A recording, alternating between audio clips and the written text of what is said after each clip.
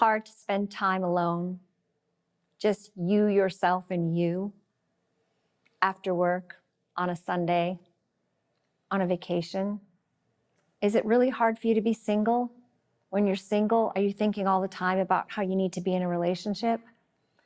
When it's Friday and work is ending and you're going to go home and you don't have plans, are you getting a little antsy and wondering what that's going to be like? When you get home from work each day, do you turn the TV right on as soon as you walk in the door? These are questions that I'm asking because I hear this a lot from people that I work with. I do workshops in my practice. And do you know that the most popular workshop I do, and the one I have the biggest waiting list for, is the one I do that's called By Myself, a workshop about being alone, which could be anything from spending time alone on a Wednesday night to being single for a while.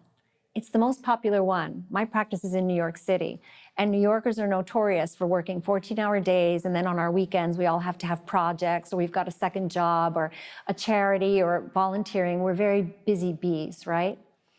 But aside from people who love their time alone, and that's great, and I'm not speaking to you today. I'm speaking to the people who are vital, who are working, who are fine, who are functioning. We're not talking about depression here. We're just talking about spending time by ourselves. It's very hard for a lot of us. It's tough. We don't really know what to do with ourselves. We go home, we end up, we have plans to do, I don't know, these are things I've heard from people that I know, a craft, or we're reading a great book, or we're learning to play the flute and we're practicing, or we're planting a garden. And somehow a lot of people end up coming home and switching the TV on and drinking half a bottle of wine and kind of just like slugging out.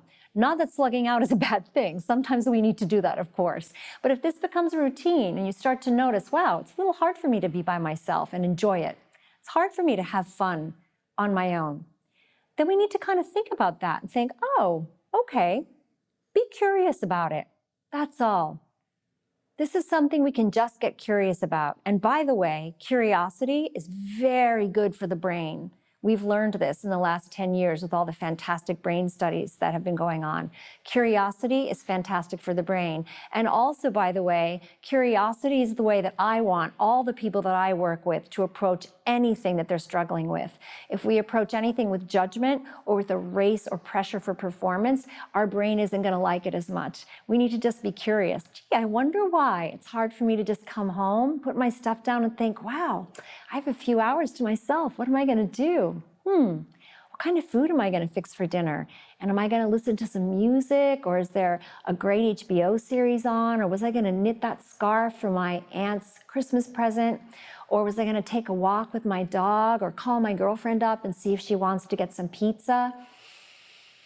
This is the thing. We don't have to be with people all the time. We have a whole life in here. We have an inner life. We do. Sometimes we forget about it. It's in there though. We need to just go find it. And sometimes the best way to go find it is to just have a few hours to ourselves, or a Sunday. Or if we're not dating someone, a few months. We can go in there and find our inner life, and we can enjoy ourselves, and we can learn from taking some time. Silence is okay. Being alone in an apartment is okay. Not having friends with us every day is okay. Try it. You might enjoy it. Please visit my website at susan-lambert.com or have a listen to the podcast, In the Balance, Connecting Mind, Body, and Heart, which you can find at inthebalance.life.